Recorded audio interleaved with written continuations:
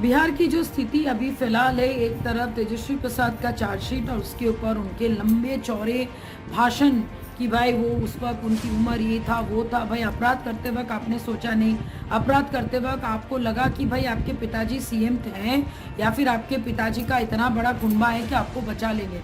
लेकिन आज नहीं तो कल चार्जशीट का फैसला होगा, कितना दिन टलेगा।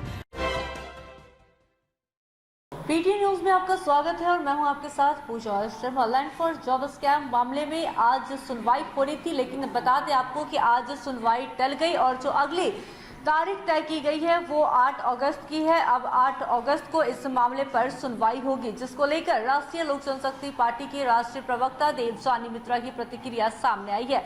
साफ तौर पर कहती हुई नजर आ रही है कि भले ही आज सुनवाई टल गई हो, लेकिन कभी न कभी तो सुनवाई होगी और तेजस्वी यादव जेल जाएंगे। साफ साफ ये कहती हुई नजर आ रही है। इसी के साथ बता दें आपको कि चिराग पासवान पर भी निशाना साधते हुए नजर आई। वहीं उन्होंने कहा कि उनके पार्टी के जो नेता हैं वो जा कर अटकलें लगा रहे कैबिनेट विस्तार पर। तो बता दें आपको कि वो एनडीए के हिस्सा नहीं है चिराग पासवान, ये भी कहती हुई नजर आ रही हैं देवजानी मित्रा। आगे और क्या कुछ कहती हुई नजर आ रही है, पहले आपको हम वो सुनाते हैं।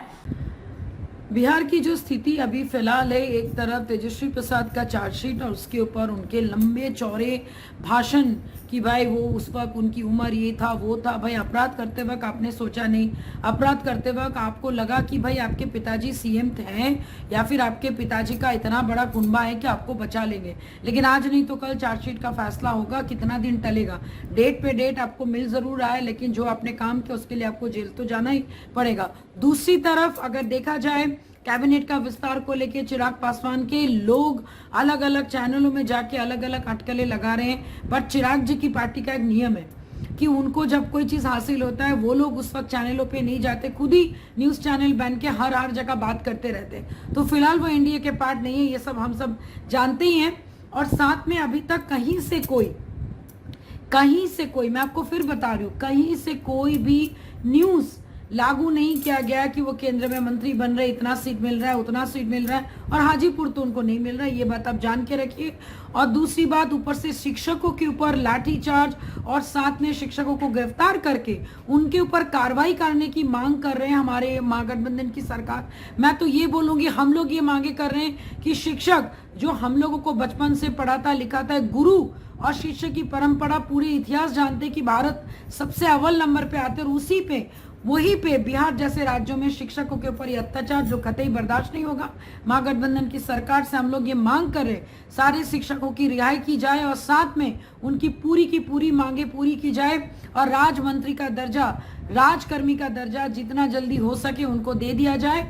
और साथ साथ के पाठक जी फाइनली अपने कार्यकाल में अचानक से क्या कहते हैं डीआईओ की मीटिंग बुलाते हैं, और वो भी कुछ ऐसे दस्तावेज उनके हाथ लगते हैं जिनके बाद उनको लगता है कि अरे कुछ काम तो हुआ ही नहीं शिक्षा विभाग के लिए। मुझे लगता है के पाठक जी फिलहाल चाहे वो नीतीश कुमार जी के आदेश में हो या फिर अपनी ड्यूटी निभाने पे तत्परता, तो फिलहाल वो दिखा रहे हैं। लेकिन मुद्दे की बात अगेन वही है कि एक तरफ के पाठक जी के लिए सम्मान तो बढ़ रहा है, दूसरी तरफ ये भी लग रहा है कहीं हमारे ऑनरेबल सीएम साहब फिर से पलटी मारने की तैयारी तो नहीं कर रहे हैं, और साथ में वो फिर से महागठबंधन की सरकार को धोखा देने की कोशिश तो नहीं कर रहे, क्योंकि वो ना बिहार के बारे में सोच रहे ना किसी और के बारे में, वो सिर्फ और सिर्फ अपनी कुर्सी के बारे में सोच रहे हैं। आप किसी को भी धोखा दो, कहीं भी जाओ, लेकिन आपके लिए एनडीए का दरवाजा फिलहाल के लिए बंद है। आगे हम सबको नहीं पता कि क्या होगा, लेकिन इतना बात तो जरूर है, जो होगा बिहार के डेवलपमेंट के लिए होगा, जो होगा बिहार के युवाओं के लिए होगा,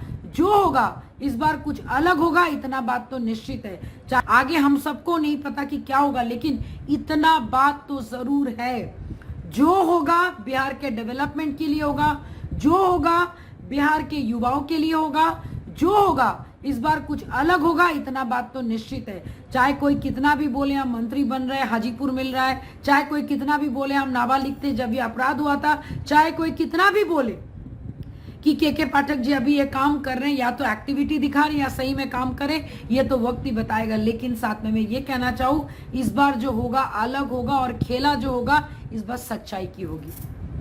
सुन रहे थे आप राष्ट्रीय लोक जनशक्ति पार्टी के राष्ट्रीय प्रवक्ता देवजानी मित्रा को। देखा किस तरह से चिराग पासवान पर भी निशाना साधते हुए नजर आए और उन्होंने साफ तौर पर कह दिया कि वो फिलहाल अभी एनडीए के हिस्सा नहीं है और सीटों को लेकर अभी कोई भी किसी तरह का चर्चा नहीं किया गया है।